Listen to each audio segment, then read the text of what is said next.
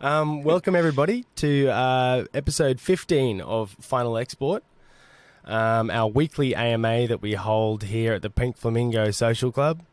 This is a multi-chain AMA, so basically we get artists from all sorts of different chains to come on, talk about their journey, their process, who they are as artists, and what has led them to this great big space that we find ourselves in.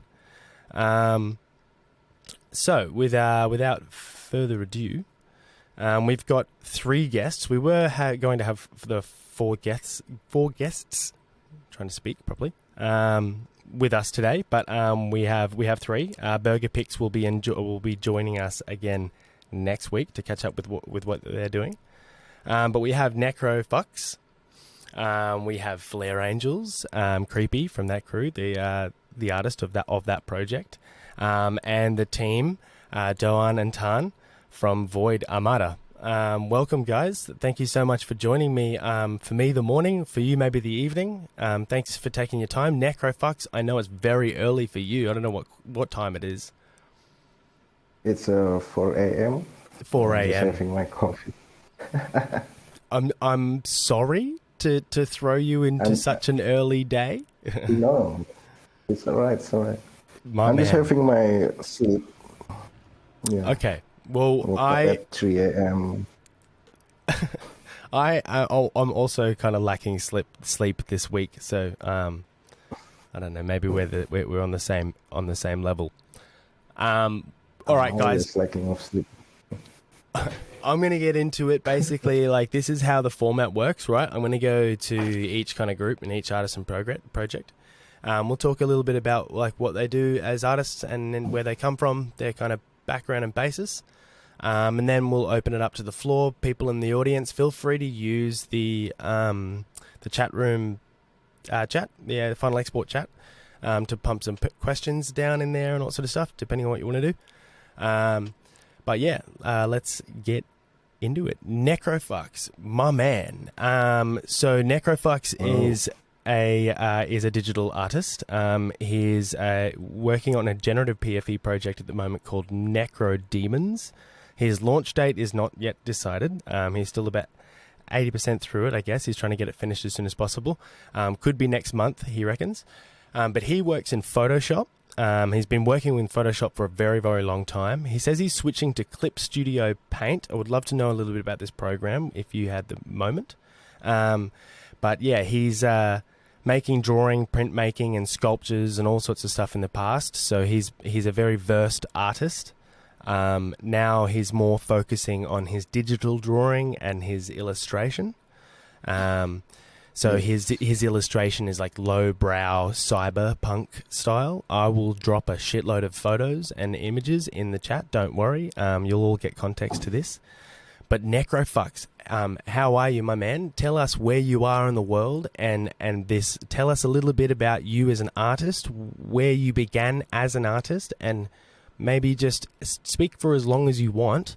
We want to know about you, your story, how you developed your talents and your style, and what led you to where we are right now.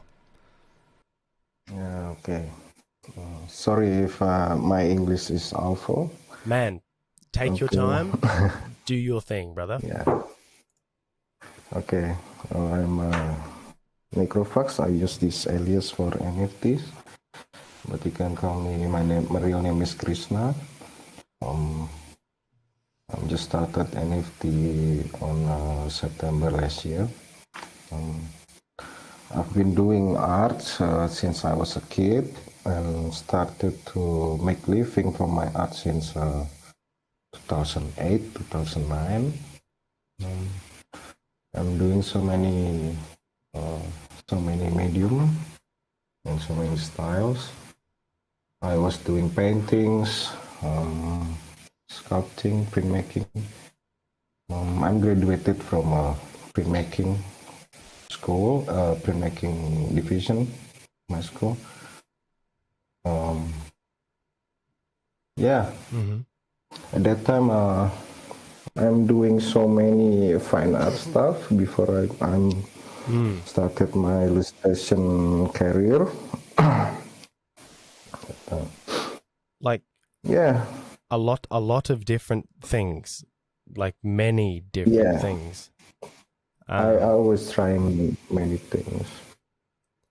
Uh, how early, like how young were you when you started exploring or putting these things or working with all these different kinds of styles and textures, you know? Professionally? Or, No, okay, I started. not professionally, not professionally. Like just when you started, like how young were you? Like too young, like the youngest you could be, maybe. Yeah, the youngest maybe I started when I was a kid, but I'm starting doing this more serious stuff in my college. Yeah. Okay. So And when I graduated, yeah. there you go. You speak, man. So I've been doing like gallery stuff, doing exhibition and selling some of my paintings and drawings. And Before I graduated. and you're putting these exhibitions on in these galleries where you're living, is that right? Yeah, yeah. I'm living in Indonesia, in Yogyakarta, Indonesia. I was born in Bali. Oh yeah, Bali. I love Canggu. That's a good spot. Yeah, I was born in Bali. I'm originally a Balinese, and then I moved to Java, to Jakarta. Okay, amazing. And so, what is the art scene in Jakarta like? Can you tell us a little bit about that? Yogyakarta is different. Yogyakarta. Yeah. Sorry. Yogyakarta, yeah. It's really, at that time, so many things happen, so many artists, and the competition is so many things going. And then yeah. And a lot of your commission work is like street stuff, or like where were you getting your commission stuff, like your work? Like who was contracting your artwork at the time? A lot of my clients, commissioners from overseas, mostly US and Europe. I got it from on that time it's in social media, on Facebook and stuff. And also from MySpace, in that era. That's interesting. And so can you talk about your, like, the journey you've been on in terms of your style, like where your line work, your presentation, your use of lots of skulls, lots of women, lots of color. Can you tell me about us all about? I'm going to start dropping a lot more of your actual collection here. So talk about your inspiration in terms of the skulls and the colors you choose and how you work in that way. I don't know. I've been drawing and painting skulls like for so many years. I just love the visual, the texture. Yeah. And I got so many reference inspired from lowbrow arts at that time. Yeah. And also from I love comic books, I love manga, I love anime. I love watching animation and cartoon when I was a kid, and those references give me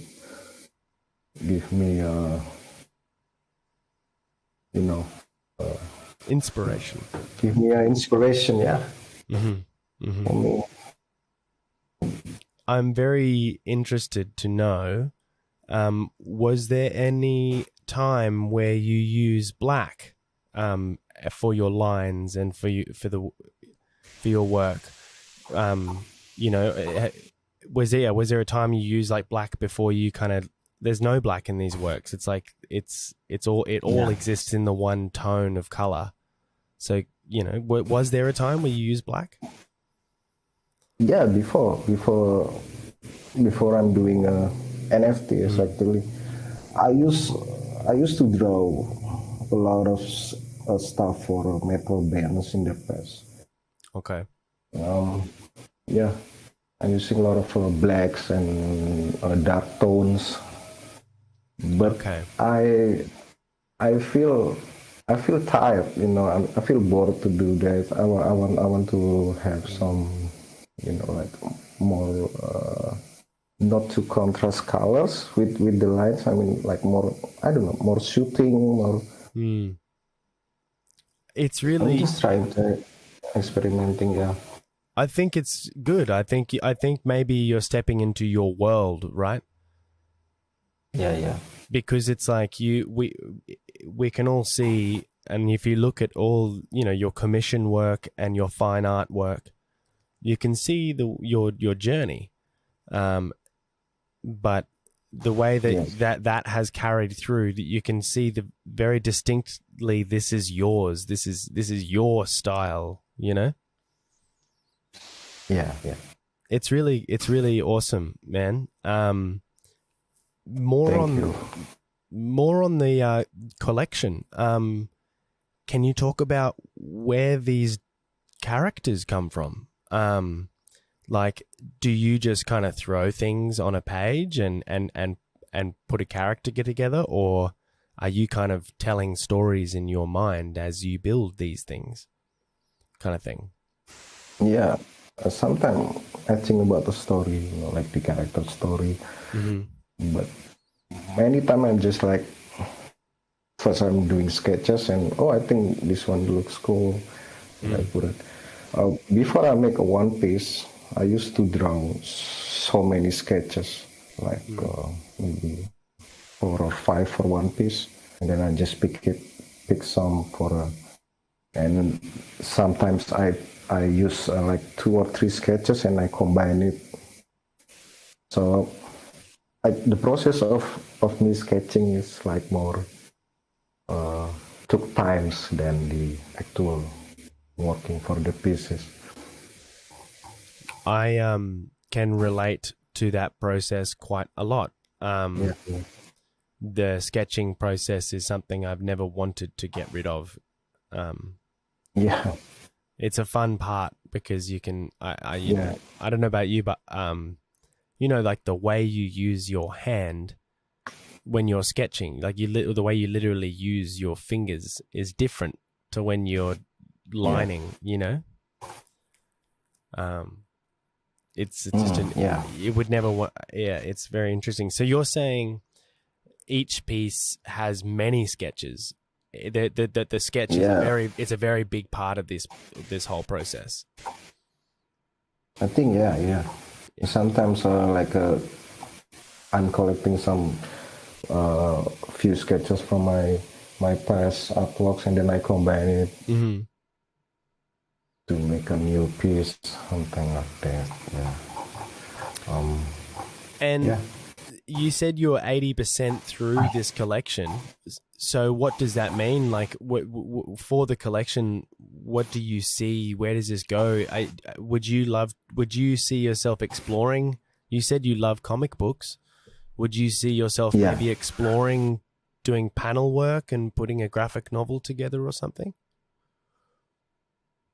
I don't know for now because I think making comics is, you know, it's tiresome, you know. Yeah. It took a really big time, big work to do that because I've been doing comics too in the past, like underground comics, like photocopy. Yeah, cool. My own comics and then selling it. It took time. I mean, maybe not now. Yeah. Yeah, I feel you. For this new NFT collection, like I just wanted to make it. This one is generative, right? So I want the final piece to looks like exactly what my one-of-one pieces. So I try to make the details like Yeah, exactly like what I did with 101, and also I put so many traits and stuff. So yeah, you go. exactly. It took more time than I imagined before. So yeah, but I enjoyed. Like I'm adding more traits every day, and it's like it never stops. I think, oh, this one is good, and I put more stuff like that. So I've been doing this like for 2 months. Epic. Okay. So when you're talking about traits, you're talking about what image might everybody refer to in the chat room here with the images? When you're talking about traits, which kind of image are you talking about? The guy with the skull? Yeah. Yep. Okay. Cool. Yep. This one. So Yeah. that's Necro Demons collection. yeah, okay, that's the generative collection that's coming to life slowly. And you're saying you're about 80%, and maybe in about a month's time you'll be ready to release this to the world, right? Yeah. That's really fucking awesome, man. It's I got another preview I want to show you. Yeah, please. It's really awesome when you hear of a story of an artist who has been doing everything for everyone else for such a long time, including their clients and whatever it may be. Finally finds a space where they can do their thing that they like, you know. Yeah. It's an important place. I'm so grateful to find an NFT space in this September, because I can do what I want. I mean, yeah, man. Fucking power to you, dude. Good on you, man. If you've been working, if you've been working that hard at what you do, you deserve to do what you want, I believe. Within reason, of course. Yeah. Nekro, thanks so much, dude. Yeah. Thanks so much. Is there something else you want to add, or anything else you want to kind of talk about or cover before we move on? No, I'm okay. Are you sure? Yeah, I feel like you were kind of coming in, and then I rudely butted in. No. Okay, awesome. Maybe it's because the signal, yeah. Dude, thank you so much for the insight, sharing so much about who you are and your story, and the place of ownership that you have now with your craft. It's really awesome. Thanks for being here, bro. I appreciate it. Thank you so much, man. Fucking A, man. Fucking A. Thank you. Man, my absolute pleasure. Flair Angels, creepy delirium. What's going on? How you doing? Hello. While you sort out possibly your feel free, if you're having some technical issues, you can just drop out and stuff. I'll see you pop back in. I can bring you up as a speaker if you're having some issues. But while you're doing that, I'm going to do a little intro for you. So this is Creepy Delirium, everyone. Creepy Delirium is the Flair Angels artist. Flair Angels are a MATIC project, so they're on Polygon. Now, she, again, like most of us in the space, I'm just waiting for, there she is again. Hello, come up. Awesome. I've just invited you to speak, so I hope that works. Or maybe request. My little button's not working.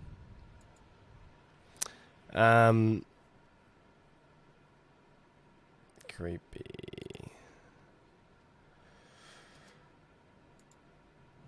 Doesn't seem to want to invite you, Creepy. I'm sorry. Give me a moment. Do you want to request, and I maybe can respond to the request? We'll see. We'll see how that goes. Okay. So yes, where was I? Miss Creepy, who's creeping her way up here to the stage, slowly. Like all of us, as I was saying, she works in Photoshop for all of her works. You will very much enjoy what she does and is able to do with her Photoshop. She works very differently to a lot of people. She used to work with watercolor, which is very evident in her work, and oil painting, again very evident. Before she started her journey into digital art, her 2D paintings, which she kind of works with a drawing tablet, obviously. Her genre is straight down the line fantasy, and is very, very visible and beautiful and wonderful and fantastical. She's working on a personal project at the moment, a comic series of her own story that she's had in mind for years, and she thinks 2 episodes will be done and ready to launch in about 2 months. So here she is, just in time. Invite to speak. Oh, invite sent. It's coming. Here she is. Creepy. How you doing? Have we got you? No, if Yeah, we got you. you can hear me. Yep, we can Okay. hear. How are you? How you doing? Sorry for the problem. No, don't be sorry. I'm That was sorry. it was I literally perfect happened. timing. It was perfect timing. I just did a little intro, and just as I finished, you raised your hand, and now you're here on stage. So yes, Okay, everybody, this is thank Creepy. you. Creepy from the Flair Angels project. Creepy. I'm going to start dumping a whole bunch of your amazing, incredible artwork in the chat. Please tell us about your history with watercolors and oil paints, where you began painting, when you first picked up your first paintbrush, and how that led you to where you are now, chilling with us. Okay. I'm working digital art for around 3 or 4 years. But before that, I used to work like traditional painting. The most I love watercolor and oil painting, and I've been doing this for my whole life, I think. And actually, I studied architecture at university, and I graduated about 2 years ago, and I was busy on that. And I'm doing art for like full-time job for about 1 year, I think. Before that, I was working as an architect. And this is it. This is my That story. is really interesting. I tried architecture, but I hated it because it was too many straight lines. And I look at your artwork, which, sorry, everyone is still uploading. I look at your artwork and I don't see many straight lines at all. Can you That talk? was my problem. Are you almost trying to escape architecture with the expressionism of your work and like the amount of volume there is? Like, there's a lot of, can you talk about your journey through architecture and how that influenced like your kind of art journey?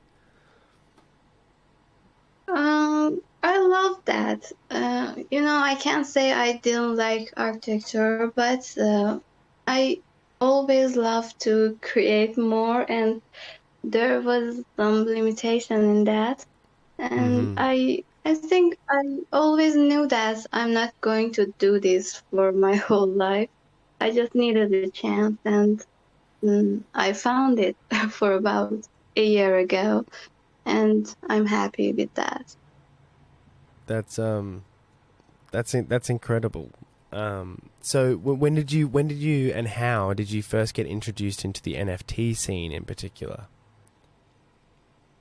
Actually, it was with the Flair team at first, and even right now, I don't know really so much about it. And they found me and they explained me about it, and that was it.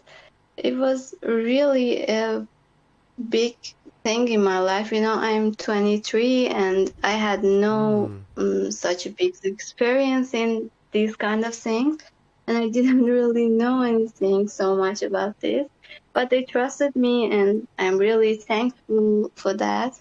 And this is how it happened. So you feel quite like new to this artistic journey you're on?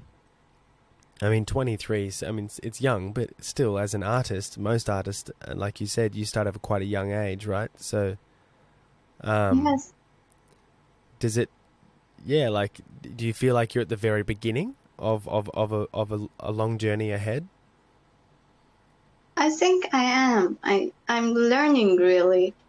Mm-hmm. I'm learning still, and I have really big plans, and I'm trying to get what I want in this world.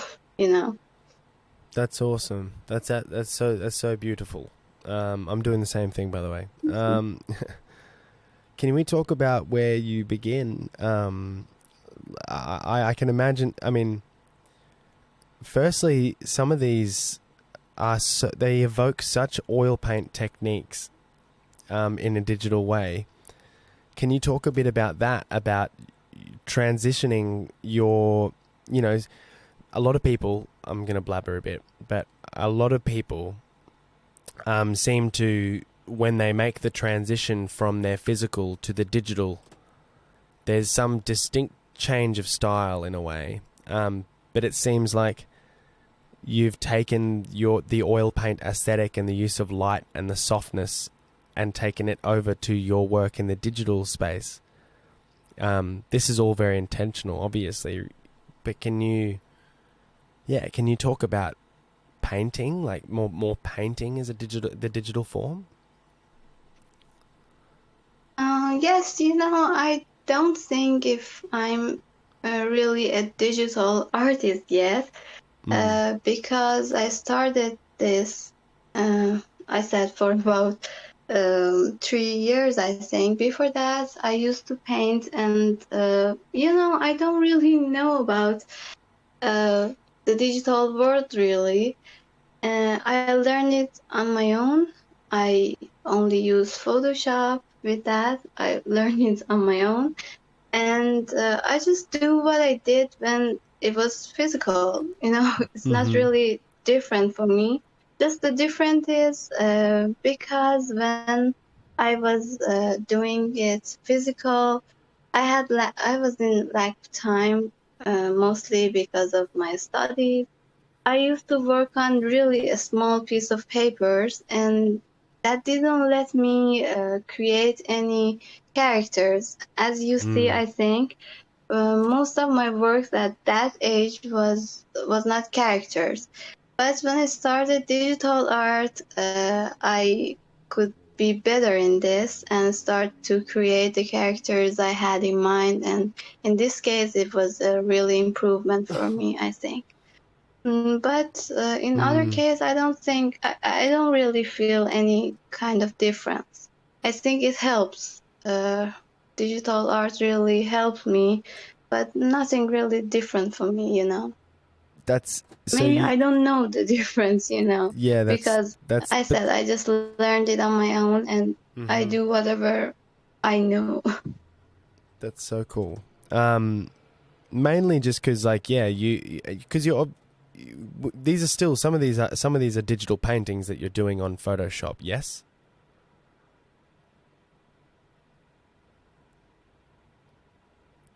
Are you painting digitally in Photoshop, or it's all done physically with watercolors and stuff? Sorry, I was paused, I think. That's okay. Can you hear me still? Oh, I can hear you. Yeah, we can hear you. Yes, we're hearing you, but Void, I think, logged out. Oh, thank you. Sorry, guys. Blocked out there. Sorry. Just lost my train of thought because I was literally muted on my button. I wanted to ask: is these are Photoshop paintings? Some of these are Photoshop and some of them are physical, or are these all physical? Some of them are Photoshop paintings. Am I right? You did them completely in yes. Photoshop. Yeah. See, yes. I find it really interesting that you just pick up a digital pencil and you just treat it like a brush. You don't like learn, you know, you use it as a tool. I think that's very it says a lot about the way you approach your art and the way you teach yourself and better yourself as an artist. That's just my opinion. I think it's beautiful and great. Can we talk about the ones on the white? Sorry, you go. Yes, I was just saying, in the first place, it was really hard for me. I tried a lot of programs and tried a lot of brushes to find out which one works better for me, and I'm still learning. But yes, the whole process is the same for me, you know. I try, so I can say. Yeah, I think that's I think it's really, really, really, really, really awesome. And there's every element of detail has been given to each piece. But also there's like Renaissance level and style lighting. You know, it's there's a blend of fantasy, but there's also a blend of history, and it's gorgeous. Can you talk about the ones on the white background? The ones with the kind of the more of the line work, the anime looking stuff. Is this new or older stuff? Oh, they are the old stuff. I used to work on that for a while. You know, these are not really my style, I think. Okay. It was in the process of trying to find out what I'm gonna do and which style I'm gonna choose to work on. And I love them, you know, but I think they're not, it is not the style I'm gonna work again, I think. So in a way, can you talk about that style? Like you say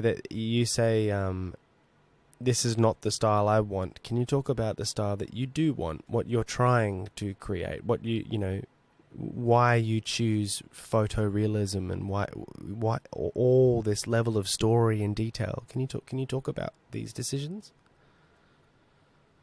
Yes, I like my works to be more realistic because it makes me feel gorgeous when I can see the soul in the eyes of the character I make, and I can show it to others too, and when they can catch it, it's really awesome for me. And this happened mostly with the style I'm working on now, and this is really feels good for me. I think I can show what I want. I'm sorry.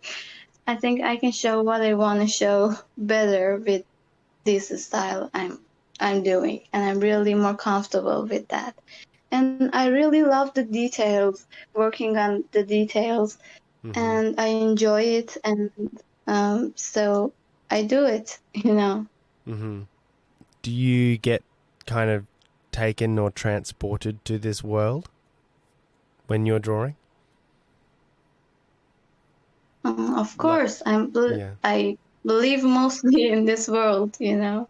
That's so cool. And of course, much like NekroFux, you have found your style, and this is your style, and this is the thing that you want to do. So I can say I'm trying it. I hope so. I hope to find it someday, maybe. I think you're doing an incredible job, and you are so wholesome and humble, and I think you have a very long and prosperous journey ahead of you. Thank you so much for saying that. No, that's okay. Thank you so much for taking your time out of your day to come and talk with us here today and share a bit about who you are and your journey. It was very beautiful having you. Everyone, that was Creepy Delirium from the Flair Angels project. She made it very clear though as well. She's working with that project, but she is a one-of-one artist in that sense, and she's working on a personal project at the moment. So everyone give her a follow and keep a close eye, because she was telling me as well that I had shared the Twitter, the Flair Angels Twitter, but Creepy does have a Twitter of her own, and I guess she's trying to push herself as her own in the space, separate from the project. So I'll be sure to share that in the chat in a sec. Thank you so much, Creepy. Thank you for having me. It's really nice to talk to you. No worries at all. Thanks again for taking the time. Okay. Without further ado, guys, let's move on to our final group of legends. Void Armada. How's it going, Tan and Dohan? How are you? Thank you so much. Fine, thank you very much. How about you?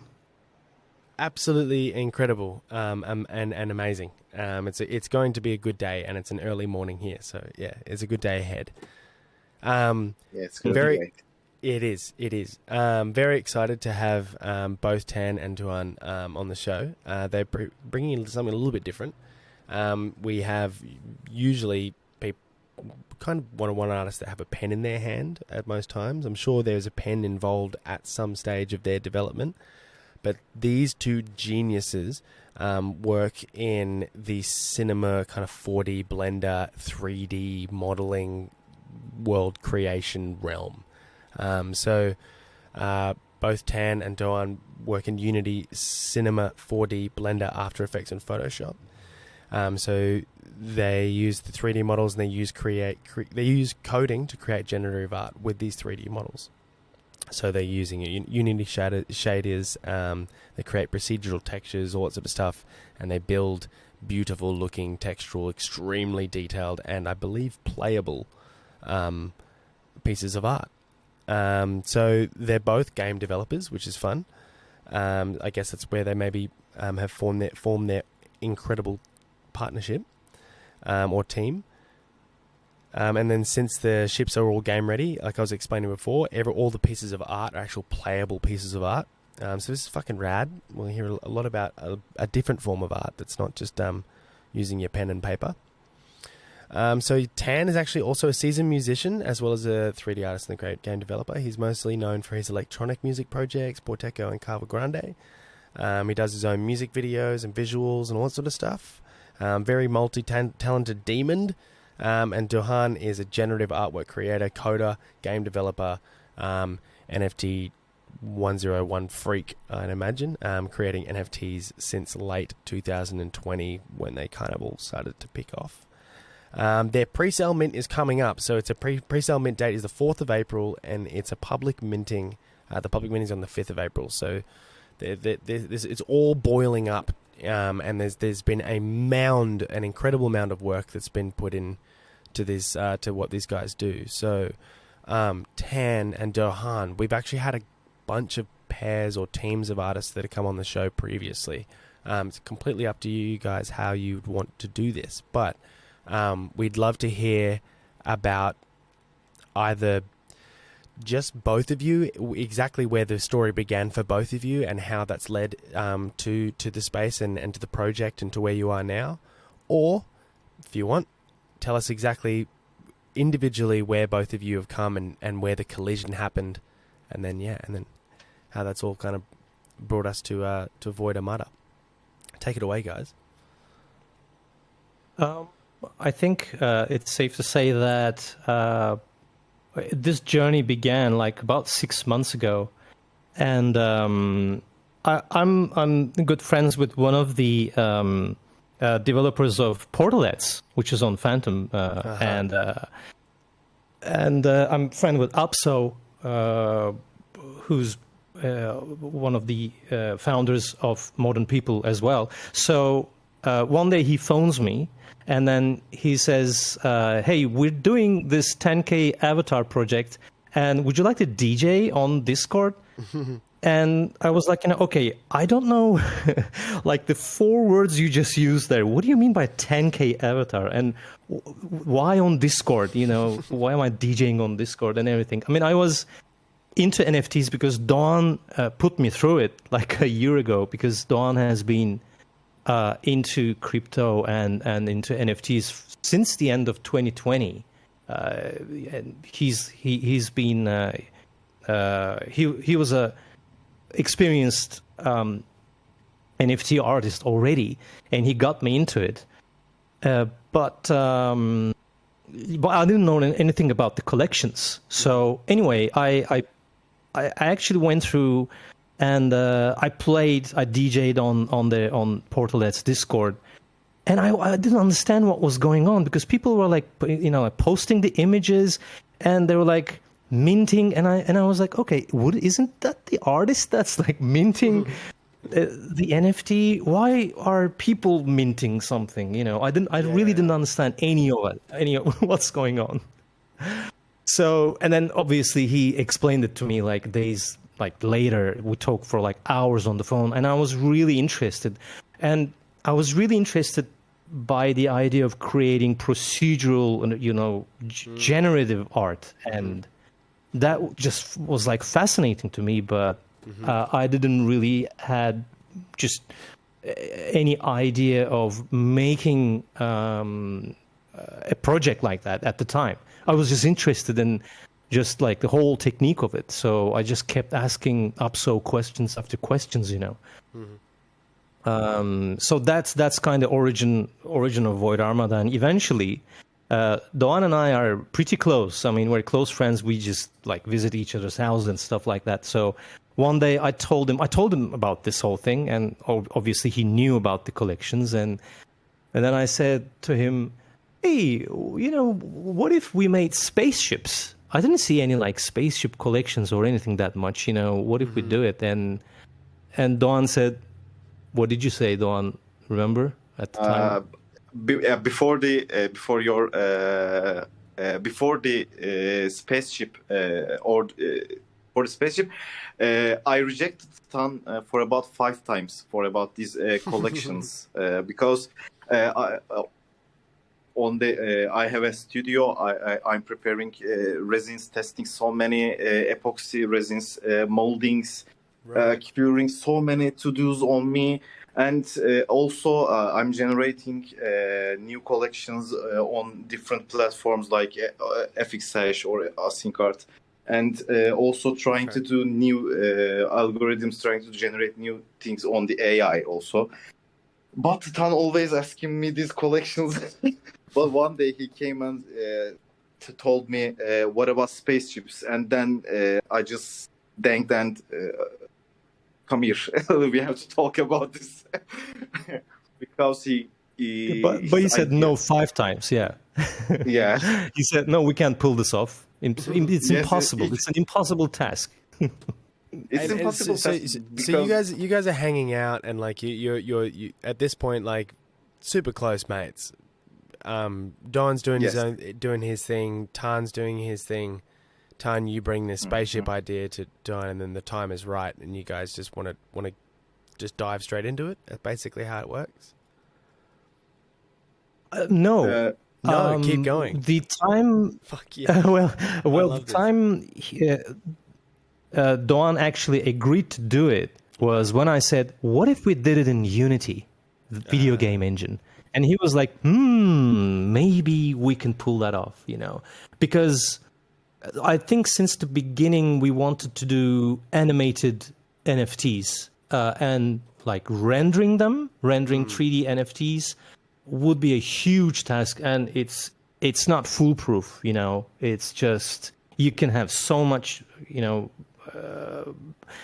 things, technical glitches that you can have, and it takes a lot of time. So when Doğan heard about Unity, he was like, yeah, that maybe we can do. And that's how we started. We didn't model them, obviously. Unity, it's not a modeling software, but we decided to build them in Unity, in the video game engine. Yeah, we built all the ships hierarchy on the Python, generated so many different parts, and merging them on a base chassis. and then we generated our JSON files and sent them to the Unity, and Unity gets and decrypts all the JSON to the scene, and all ships generated real time on the scene.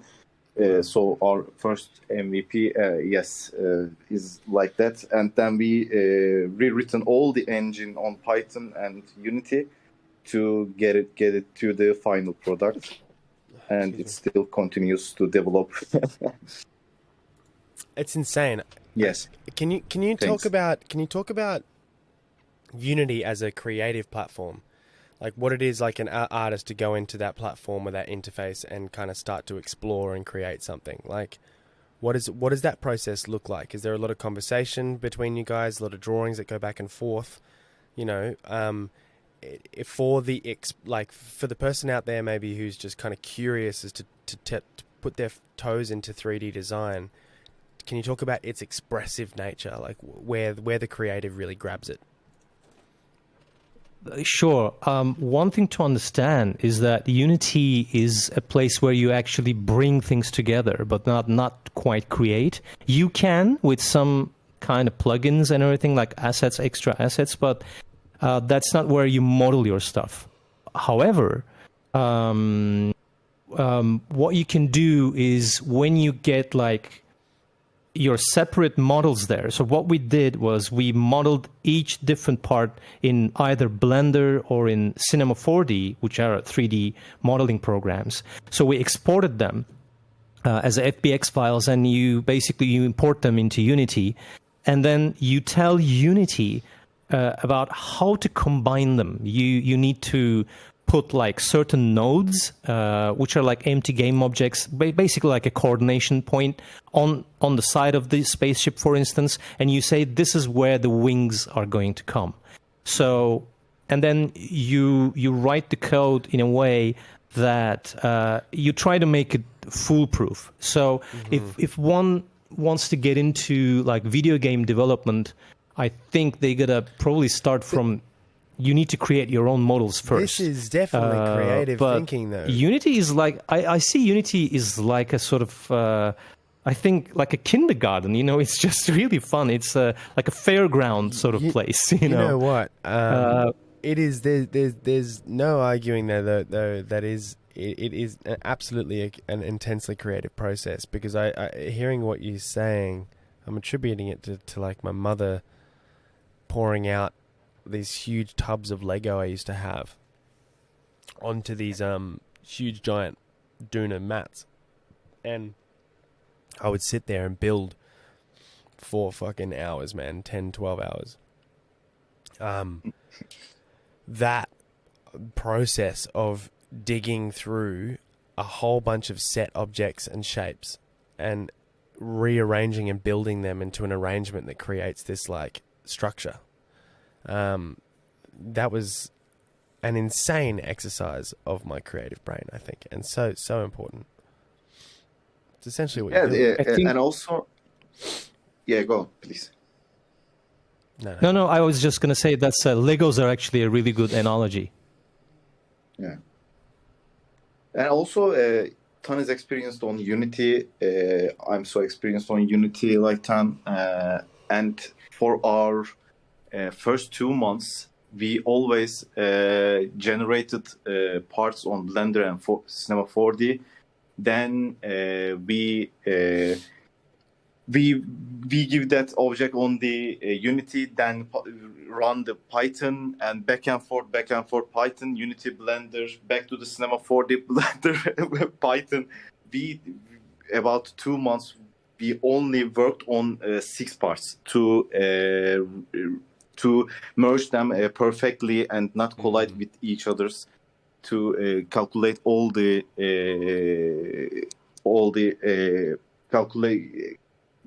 to do all the calculations perfectly. For about 2 months, we only used our very proud 6 parts, and then we generated new parts on the 3D platforms, and we see our solution that works. Right, Tom? Yeah, that's right. That's very accurate. And one thing that we did also is we put a lot of moving parts onto the ships. Like they are so basically the NFTs they're all 20 seconds, and we made them 30 frames per second. So everything that's happening inside this 20 seconds is like looping perfectly, including the music, which I'm going to come later. But so like you have, for instance, like spinning objects, like or animated parts on the ships, and they're all like doing this. Somehow the motion is like fitting inside this 20-second window. So when the ship turns twice during this 20 seconds, and everything that's animated loops perfectly, depending on the part. Sometimes they loop more than once. And the other thing we did was that for texturing of the ships, we didn't like create textures like that normally you do on Photoshop, because normally that's your process. Because in a normal, if you're creating, let's say, a game character, first you model it in a 3D program, you rig it. It means you give bones, and then you texture it inside. Most people do it in Photoshop, or like because you can paint on 3D in Photoshop.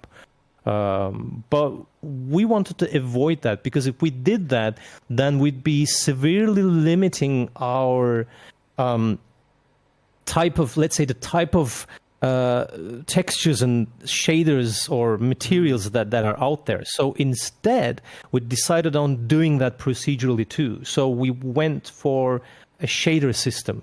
So Unity has an advanced shading graph, let's say, which is like a node-based kind of system where you create your own shader. So shader is like a material, but it's more complex. I mean, you can create like invisible materials, or you can create like glowing or animated materials. And this can all be procedural. So you can have like spinning lights, or you can have like scratches. So that's what we did. Like if you like look at the ships closely, you'll just see like scratches on them. Like sometimes some of them are like worn out a little bit. So it just gave like a wide variety of looks to the ships. Final question. I really want to know. I've been writing an anime, right, for a very, very long time with a good friend of mine. And his name's Matson. And when we came to drawing our ships for this anime, because it's a bit of a sci-fi anime, we walked around the house and we got a whole bunch of kitchen tools, like pots and pans and all sorts of just odd shapes. And we combined those odd shapes together, and that would create like the basis of our ships. I would take a photo of that and I would shape those. I would just trace over that, and that would become all these really weird, odd shapes. Bear with me, everyone in the audience. I am slowly uploading all of these NFT examples up there for you. But based on the example that's in there at the moment, where do these odd shapes come from? How do you, I know you're saying, again, like I know you build them with the assets that you're creating and then bringing in and then rearranging and blah, blah, blah. But yeah, can you talk about like where the structure of the shapes and of these obscure ships come from? Actually, you gave a fantastic example. That was our process too. I mean, Yes. when we began, we looked at a lot of references, because I mean, I'm a huge sci-fi fan since I was a kid, and Awesome. I not only watch sci-fi movies or series, but I also almost exclusively read sci-fi literature, and I've been doing it for a long time. So. Also, let me shill something here, that we have a show called Sci-Fi and Tonic. It's basically we talk about sci-fi and drink. It's on Void Armada Twitter so Spaces on Fridays. You can check out that on. I can tell you in local time. It starts 9 p.m. UTC +3, so it will be 6 p.m. UTC. Yep. It's on every Friday. Anyhow, so basically, we had a lot of going back to your question. we had a lot of references, spaceship references, and we looked at them. There were obviously some classical ones there from movies and everything. We wanted to avoid that, so we thought, you know what we should do. I mean, we can look at some, I mean, odd references, or we can try also create like ship bodies and wings from other things. So that's what we did. You know, we tried when we started first. When we began modeling the ships, they were more like in a classical manner. You know, I mean, when you look at some of the variety ships, you can probably feel that some of them are like more typical spaceship kind of thing. Yeah, like but eventually, wings, as we went on, sorry, I was going to say with wings, like they look like a ship, but yeah, I know what you mean. Yeah, because wings are separate objects. So yeah, of course. But obviously, it's the bodies and the wings that differentiate certain ships. They're like two main things that make the ship, and any other thing is more like an addition to that. So yeah, especially for the bodies, we tried to create these really odd shapes, and then we were looking for this uniqueness. I mean, we didn't want to go for classical design, and that's also why we went for this shader route for the coating of the ships as well. Because, as you know, like a typical ship design and coloring is like this gray metal, you know, dull colored thing. So we wanted to avoid that too. I mean, if you've seen our ships, you'll see that they're actually pretty colorful. We have like pinks and they greens. Really do. They've got serious character.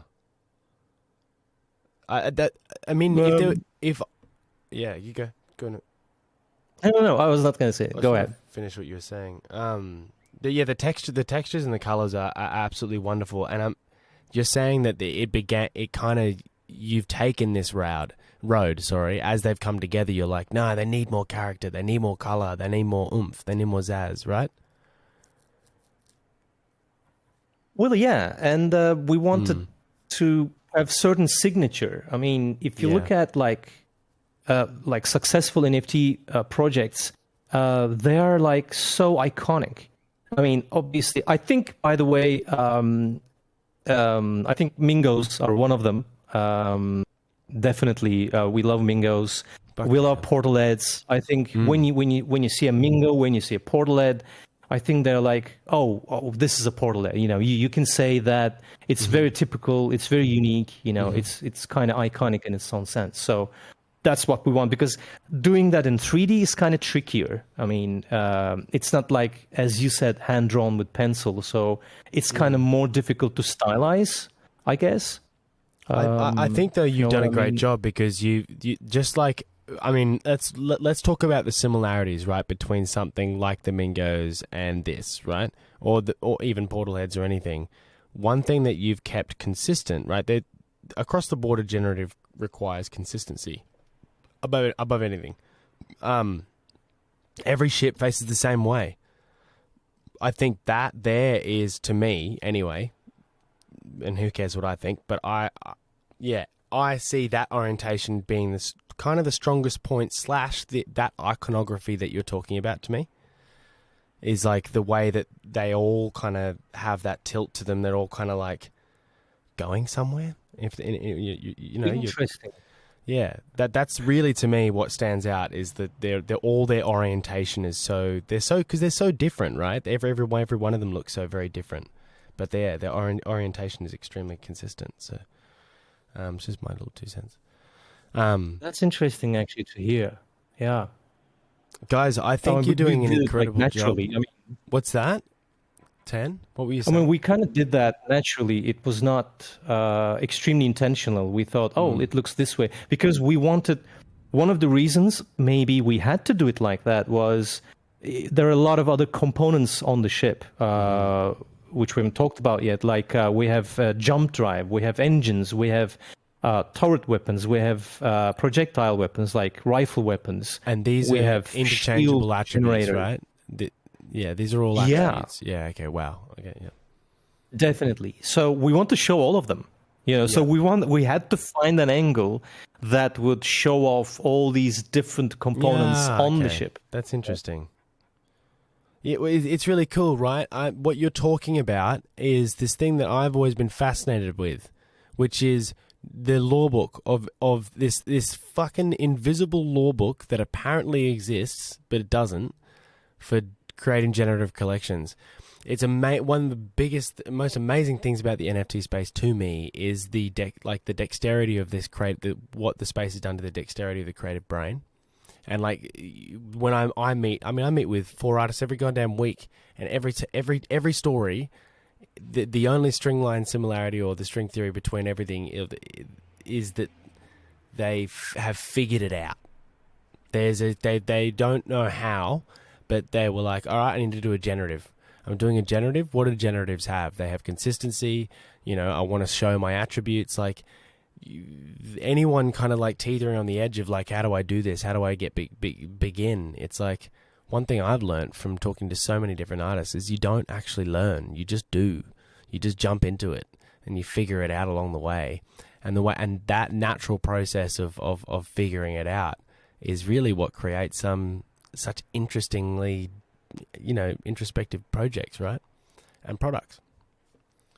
I totally agree. I mean, sitting here listening to Creepy and Nekro about their processes, it's amazing. And it also shows how difficult it is to create these collections. And you're totally right. That you need to have that's why I was actually amazed in the first place when I first talked to Apso about the portlets, and as he explained to me, like I kept asking him questions like, so what you do is like you change the mouth, so you put that layer over, so how do you decide how you're gonna do, you write certain rules, and then it's just, what amazed me is what exactly you just said about the whole thing. I was like, oh my God, this is like a genius. This is awesome. This is a fantastic idea. It's incredible problem solving. It's mind blowing problem solving. Because like I said, no one has the book. No one's written like, you know, this is how you make a generative. Because what I've noticed is someone might be doing a generative, but they might want to do it completely different to you. Because that's how they work. So it's just kind of like, you know what? There's actually no point for a fucking rule book because no one would follow it anyway. You know? Totally. Yeah, definitely. And by the way, it's pretty new, right? I mean, the first time CryptoPunks came out and Apes came out, that was 9 months ago? What? Not even a year, maybe. 2 years, maybe 2 years. 2 years, I think. Yeah, Apes 2 years. 2 years? Yeah. Punks 2 years, but Apes for about 1 year. Or 1 year, right? Okay, sorry, yeah. Right. You're right. I mean, there is no time to write the book. It's not enough time to write a book. It's not enough time to become a small child. It's nothing. It's, you know, it's really, really, really in its infancy. Tang and Dohan, thank you so much. Dohan, did you have anything you kind of wanted to add a little more, or I think Tan's done a great job, or I think it's too late for us and it's too early for you. I think we get so much time from you. No, none of that shit. None of that shit at all. If this is your space, this is your time to talk. Because please, if there's stuff you want to share and talk about, please, we want to hear it. Please. We can add maybe one more to the one more thing, and that's one. Probably maybe unique thing we have is music, because I come from a musical background initially, and I'm a musician first and then 3D designer and a developer. So, however, interesting thing is that music was not part of the project at the beginning. And one day I was like thinking to myself, I said, what if we put music on this too? You know, why don't I write music?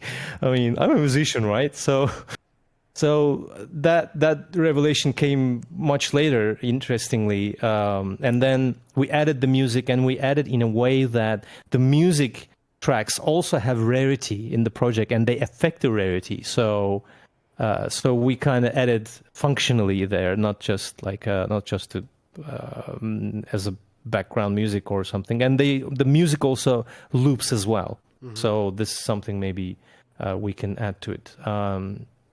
Again, another form, or a stage that someone's got to of their creative form where they're like, "Fuck, how can I put more Yeah, of me?" and besides, Go on. sorry. No, don't. Sorry. No, dude, this is yours, dude. Go. And besides of that, we Tan and also Tan is generated a huge universe that is we're not talked about tonight, but we generate a universe, a huge storyline, and also totally totally a community-based storyline that branches with the community's choices and then regenerates its storyline. And we wrote down these so many branches on paper, and we got a huge map. But we really don't know where will this story go and what happens next. Also, we keep our story on still procedurally generated. I think I don't. I didn't see any of this kind of story, community branch stories on NFT domain, but we wrote down that, and this is also a tribute, but we're not telling that. Yeah, totally. I completely forgot about that, actually. Freud, do you remember these books from like 80s, like Choose Your Own Adventure stuff? Yeah, you mean like Goosebumps? Yeah, kind of like that. Yeah. Okay. Yeah, so it's like you're in the room. What are you gonna do? Kind of thing. Yeah, so I'm with you. Pick your adventure style. you open the door to the right, you die. You know, it's like. Yep. Yeah. Remember those? I mean, not exactly like that, but so basically we created a universe. So we have like a consistent universe, and we started telling a story there, and we're like releasing like newscast from like a galaxy news kind of thing. Yeah, okay. And there's like a human empire, and yeah. So we one of the reasons we did that is that we're also creating sort of side, let's say, assets for this project. For instance, we have characters. One of them is like Pascal Sabine, who's like down there in the audience. It's actually one of my other persona that, because I'm recording this, that's why I put him there. But that's actually him. That's Pascal Sabine. He's the president and of the Soul Imperium. And cool. That's he's amazing. over there. So you're actually you're taking this a bit further already and starting to actually implement kind of the second layer to this all. Yeah. I kind of adventure and RPG layers to the story.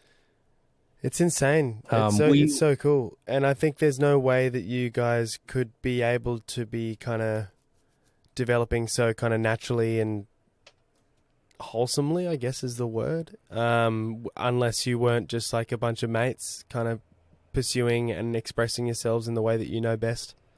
You know, I think a partnership is the coolest thing. When you find good ones here in the space, it's real powerful. Yeah, that's right. That's right. Thanks. It's insane. True that. Guys, you just heard from Void Armada. Sorry, Tan, you had one last thing, please. Oh, nothing. What I can maybe say one last time is I can a little bit chill please go about ahead, our man. Discord today, because Javier, our community member, also your community member today, he gave a free flamingo. Yeah. On our Discord. Yay! And we are giving away 20 whitelist spots, pre-sale spots. That's what we call them, on our Discord. So if you want pre-sale spots, you can come to our Discord. But I think we already gave the flamingo, right? Is that already gone? Let me look at. Is that okay? Yeah, it's real Mr. Hung who won it. Yeah, Mr. Hung, there's already a winner. You're a cheeky dog. I'm gonna punch that. That Discord into the live, the Final Export live chat for you guys. Definitely Awesome. hit up Void Armada on the Discord. It's coming up on hang on. It's the 4th of April is the whitelist, and the 5th of April is the public mint. Is that correct? Yes, That's right. totally right. Fucking awesome. Incredible. Super, super, super excited for you guys. And a big journey ahead with some pretty incredible ideas as well. That's super awesome. Everyone, Thank you so much for having us. It's great to honestly, be here. no, please don't thank me. It's my absolute pleasure. I love hearing about everything that everyone's doing out there. It's fucking insane what everyone's doing in their own crazy little weird worlds. NekroFux and Creepy, we still got you. So, guys, that brings us to the end of kind of the first little section. We now want to move on to a kind of different section where we're just going to kind of open up to the floor. I want Creepy, Nekro, Don, Tan, everyone, including myself, just feel free to chime in at any point with anything, any kind of input.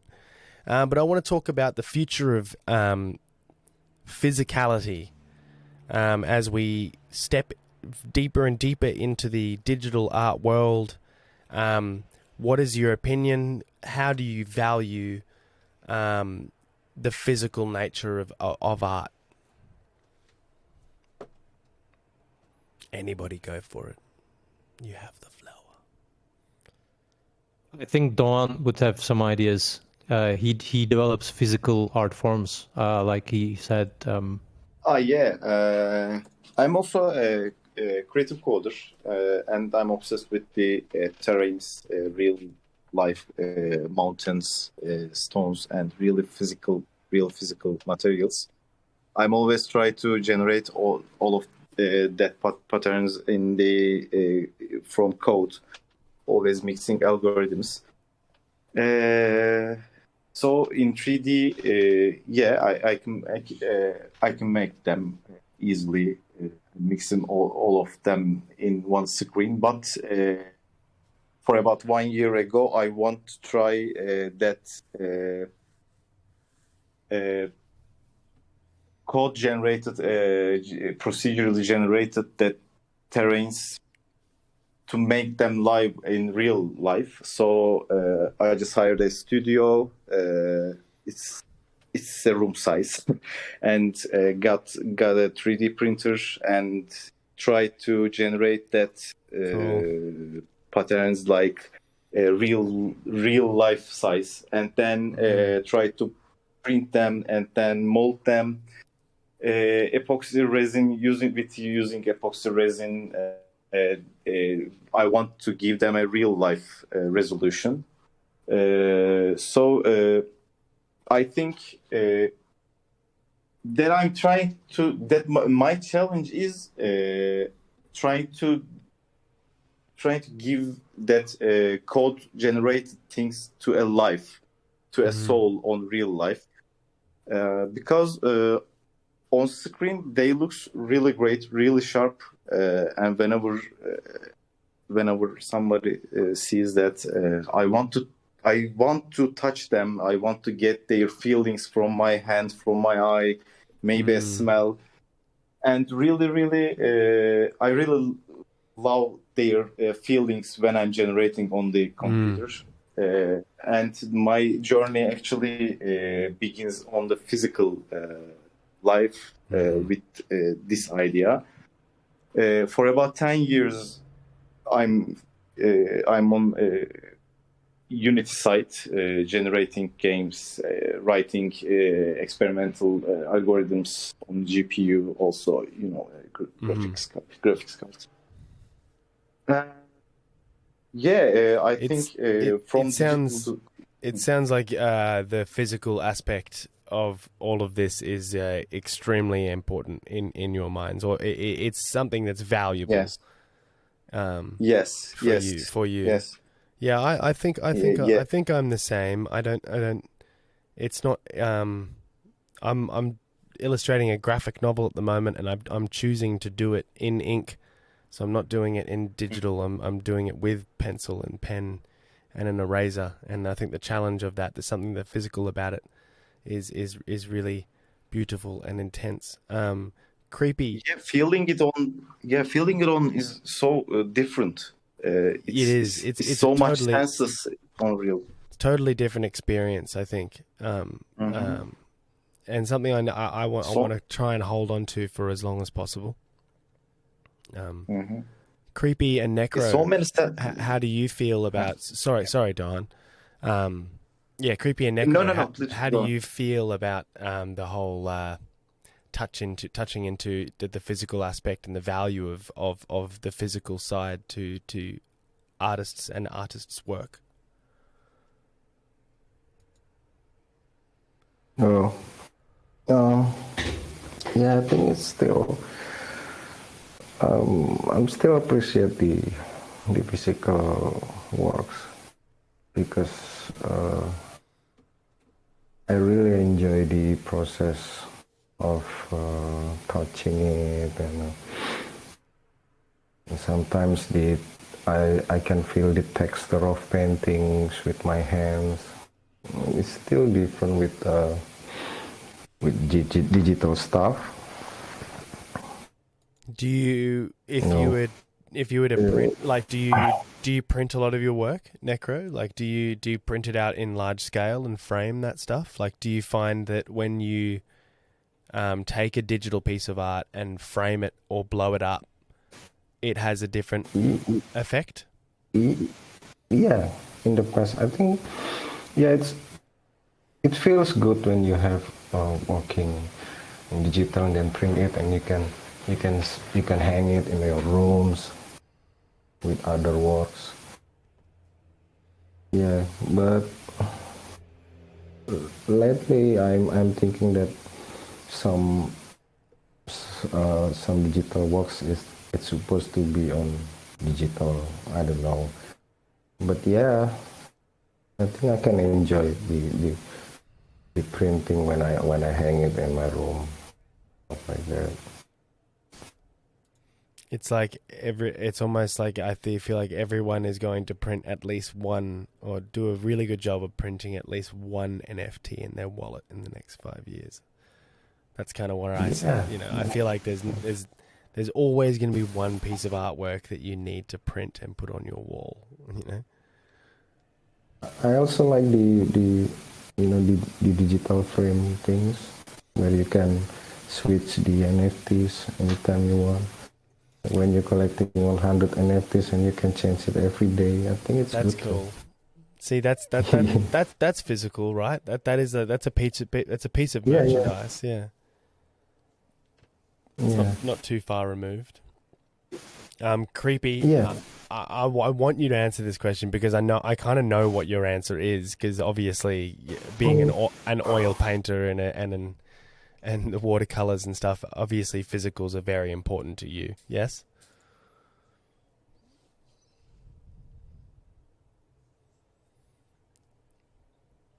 Oh, baby Creepy, we possibly might have some mic problems with you again, but that's okay. If you just want to, you could do the same thing. If you want to pop down and pop back in, I can just invite you up to speak again. I think someone mentioned in the chat earlier that Discord's being a bit ruggy or something. So we'll see how we go. Get Creepy back up. I don't know. I don't know what someone said. Someone said that there was some maintenance being done or something like that. I'm not really sure.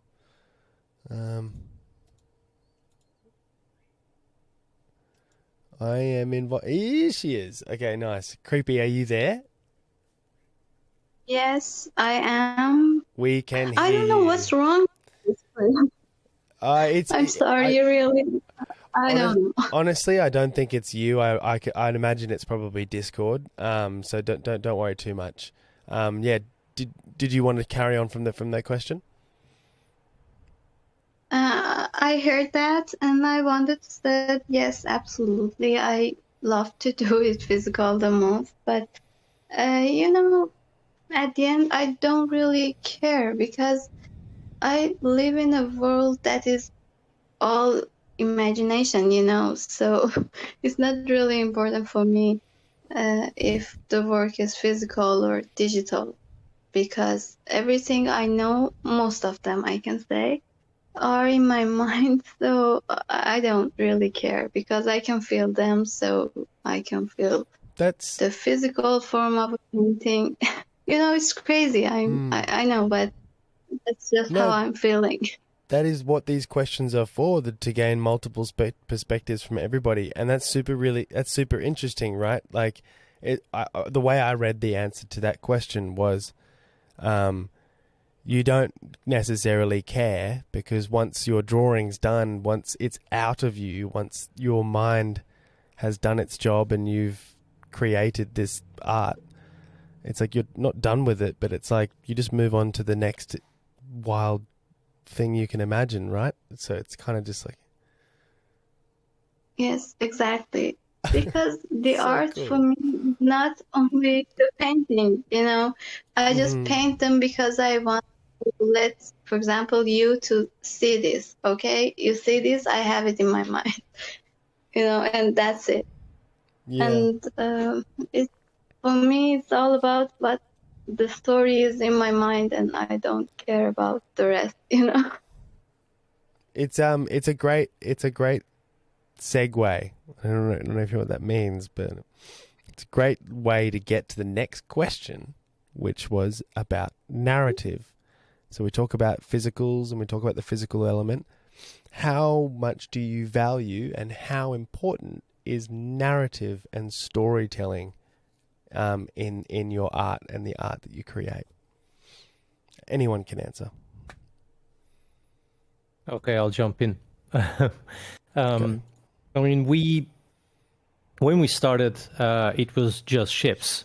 You know, we didn't really plan for to create this narrative structure. But then, as we went along, we were like, you know, we were kind of influenced, a little bit influenced by Portalheads because, as you know, they have a narrative. You do too.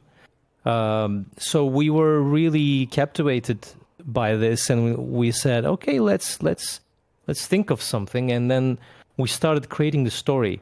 I mean, we have like pages and pages of lore that we haven't shared with anyone because we didn't want to overwhelm people with lore. So we really wanted to start with something simple, but we wrote down like the future, actually the past of what had happened before and what is going to happen. So you need to think about on both ends. First of all, how did you come here? Where do you start your story? And where it is going to go? So, and we, because this is an NFT project, as we have experienced so far with Dawn, that people are not initially captured with the narrative. You know, they're like, you know, oh, there are some NFT ships here, let me go. And then you see eventually some people getting into it. And we try to bring people into the story as well, more and more. We started introducing characters. And so as I said at the beginning, we have a galaxy, we have a soul empire, and about 400 years ago, there had been a war with the alien species called Gons, and Gons were like cast out of the galaxy, and they wouldn't be able to survive in the void, so they're deemed extinct. But now they're back. So this is all you need to know. So this is where we are starting our story. We just put like a little lore on our Discord, like this info. Okay, this war happened. It was called Void Wars, and now, and actually, even not even they're back. It's just that's the way it is.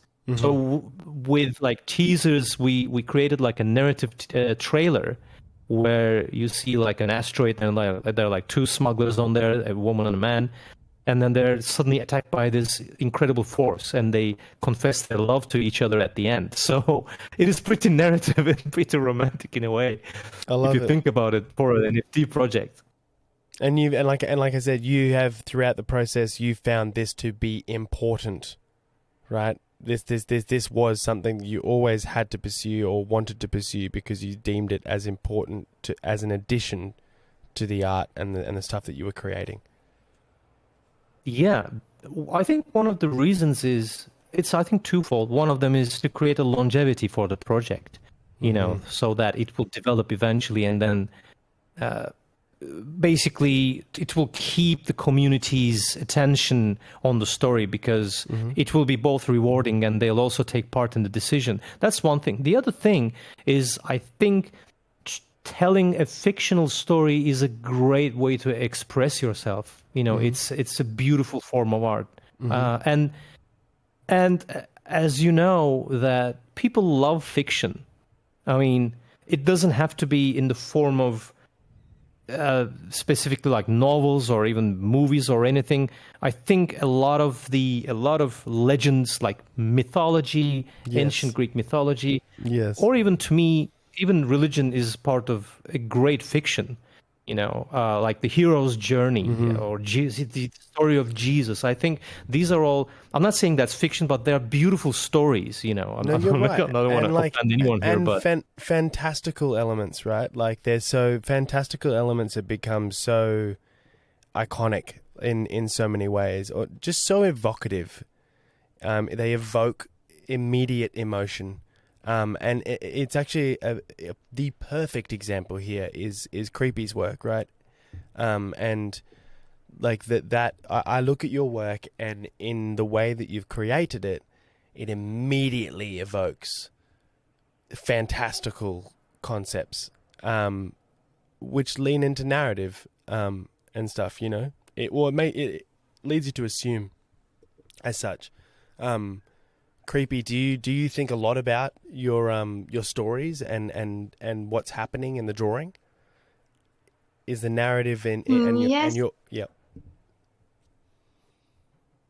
Yes, I was seeing Ton and Don's works, and they are really amazing, and it's really interesting for me that different artists has really different process, you know. For example, when someone come and give me a piece of paper and say, okay, start painting something, I really cannot do that because I have to think for half an hour and start to paint for, I don't know, 5 minutes. You know, I'm saying that without a story, I cannot do a thing, really. Okay, I spend really more time on the story than the work itself. It's like this for me. That's really beautiful, because like music in a lot of ways happens, at least in our band and the band that we play with, it happens really in a similar way as well, because there's some songs that they just I mean, I'm particularly talking about lyrics here, right? Not songs, but for me, lyrics is like you spend so long listening to the song, listening to the structure, listening to what it is conceptually, and at the very last minute, lyrics just happen. They just happen. So what I'm saying is, like, for you, it's like the most important. I mean, what's the most important part of a song most of the time, right? It's the lyrics. What's the most important part of a drawing? It's the painting and the colors. So for you, it's like you're sitting there and you're thinking and you're thinking and you're thinking and you're thinking, and then when it comes time to do the important part, that just happens immediately because you've done all the thinking, you know. And you're putting that tree, you're putting that tree there because it belongs there, and you're putting that thing in the background, that castle in the background, because you know what field she stands on, or whatever it is. Like, a drawing just comes together with a narrative. Nekro, can you talk about your influence or introduction of narrative and stories in your characters? Yeah, most of my art it has its own stories, and because I'm mostly reading a lot of comic books and watch movies, I want a lot of my arts have their story too.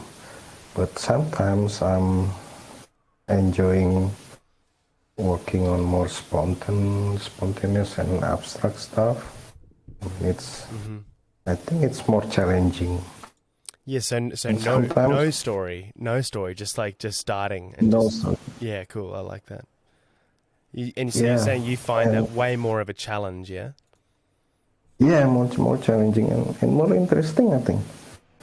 Like, I didn't. So it turned out to be like this, that I don't have a plan to do this, and it's more spontaneous and improve stuff. Improvisation is, I think, is kind of a completely another thing in itself, in a way. It's like, you know, improvisation is that thing that every art form has, you know? You have like your trained artist, and then your improvised artist, or your trained dancer and your ballerina and your improvised street dancer or something, you know? Yeah, I feel I'm a musician too. I'm doing electronic stuff. And in my music stuff, I'm doing a lot of improvisation on stage. Awesome. So you're, in other words, you like to play with loops, and you like to play with like drum loops and getting kind of a thing going, and then just kind of jamming. Like, no, it's live. It's jamming. Yeah, it's live jamming. Yeah, that's what I mean. So just you have a selection of instruments. I didn't prepare any beats and stuff. Yeah, fuck yeah, that's awesome. So you just start making sounds and have fun. Yeah. Wow. Yeah. It sends me back, because whilst the NFT space and the flamingos and everything have been absolutely incredible, so grateful for everything that's happened. Delanglio, Alex, and myself, we still haven't found time this year to get into the jam room and practice with our band. So it's going to be really exciting when we're going to get back into music this year. It's one thing I miss a lot. Yeah. This pandemic stuff, eh? Yeah, that's it. Guys, this has been an absolutely incredible chat.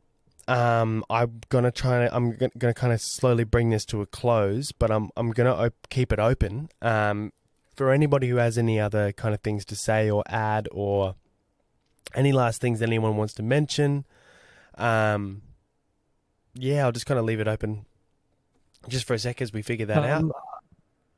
I don't want to mention about the project or anything, but what Creepy said just a minute ago that got me thinking.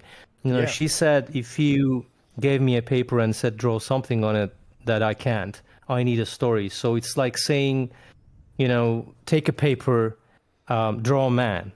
You know, she wouldn't know what to draw. I think that's what I gather from what she says. Yeah. But if you said something like, draw me a man who is broken, who has lost his wife, has an estranged daughter, yet he holds enormous power, like he's the president of a country. Boom. Draw me that man, you know. Then I think your like creative juices, you know, start to flow, and then you think, okay, draw someone who is like surrounded by people all the time, but he's completely lonely, you know. So when you have that kind of narrative, I think your creative juices would start to flow, right? Absolutely. And like, one thing my film teacher told me in high school, great film teacher, was he's like, Braden, never shoot down restrictions. Restrictions are great for creativity. And you'll find restrictions in your budget, first and foremost, in film. So when someone gives you a budget and they say they want to create something, don't be fretted by that. Like, take the budget as a challenge and use the budget as a way of telling you what you can and can't do on this particular project or this endeavor. You know, from that point on, I've never ever regarded some sort of some guideline or some sort of like the narrative. If someone was to, like you said, if someone was to sit down there and be like, you know, or even tell you what they don't want. I don't want my character to be this. I don't want my character, you know, or I want my character to be this. They list off these, you know, restrictions really, and they allow you to be like, okay, cool. These restrictions have actually formed me on a direction, and now I know exactly where to fucking take this artistically, you know.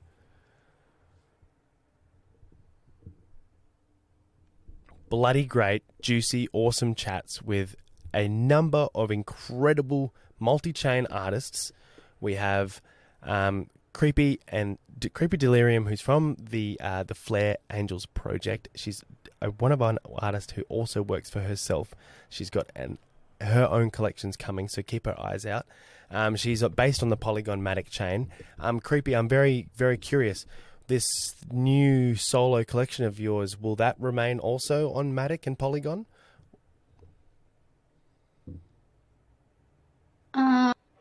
I think so. I really don't know about it yet, but yes, I think so. I'm really excited for that too.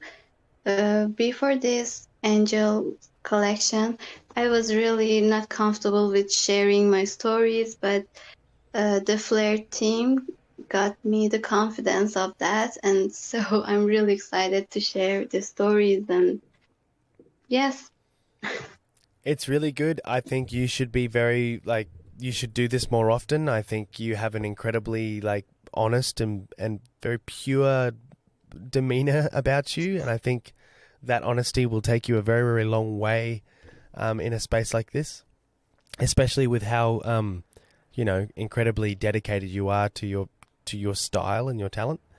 I just say that because I know that potentially if you wanted to come over to Fantom, that there could be a lot of people over here on this blockchain that would appreciate your kind of one-of-one attention to detail. There's a big market for it here over in Fantom, so maybe consider that potentially. But yes, we have also heard... thanks, Creepy. So I didn't give you an opportunity to respond. I'm a bit fast sometimes. oh no, it's okay. I just wanted to say thank you, and I hope it happens. It will. It will. I guarantee you. So, guys, we're at the end of the AMA. It's been an absolute bloody pleasure to have you all here joined in one space today. We've heard from NekroFux. NekroFux is a generative PFP project named Necro Demons. The launch date, like we discussed, is not yet announced. He's about 80% through his project, and he's trying his hardest to get us finished as soon as possible and into everyone's happy minting hands. So thank you, NekroFux, for being here. Again, I just mentioned, go for it, homie. Yeah, thank you so much for having me. Man, Freud and Pink Flamingo team. Yeah, dude, legend. Thank you so much for taking your time out of your day to be here. It means a lot. Thank you. And then we heard from Flair Angels, who we just discussed before, and of course the amazing duo and partnership, Tan and Duan from Void Armada, the Unity building Blender creators, merging their spaceships with their music and their lore building. They are minting on, again, I'll repeat, is the 4th of April is the private or the whitelist mint or the pre-sale, whatever you want to call it. But the public mint is on the 5th of April. Guys, audience, of course, some of our regular faces, Javier, Absolute, great to see you here again. Delangley, of course, everyone else and anyone else, thank you so much for coming and tuning in and listening. Most of you for the entirety. It means a lot to these artists to know that there's a crowd here kind of supporting, and of course all of this will go on YouTube to go to our 90-something subscribers of all the people who like to lap up this content. Guys, thanks so much again for being here. Thank you for having us. My absolute pleasure. So if there's anything else you want to say before we go and before we wrap it up, please take the opportunity now. Yeah, nice to meet you all, guys. Yeah, thanks so much. Yeah, absolutely. Thank you for having us. Great fun. Lovely to meet you guys. And remember as well, don't be a stranger. If you've got new collections coming out, you've got new work, please reach out to me. We'll get you back on and have a good conversation about it all. All right, guys, this has been Final Export, episode 15 with NekroFux, Flair Angels, and Void Armada. I'm your host, Freud Art. This has been hosted in the Pink Flamingo Social Club. Join us next week, same time, every week, 9 p.m. UTC. in the Pink Flamingo Social Club Discord. Thanks so much, everybody, for tuning in. Thanks again to our wonderful artists. I'm going to post all their Twitter links and their Discord links and all that juicy stuff in the chat. Please make sure you go and support their artists, your artists and stuff. Thanks so much, guys. Absolute legends. Thanks, guys. See you soon. Yeah, see you soon. Thank you. See you. Bye. Ciao.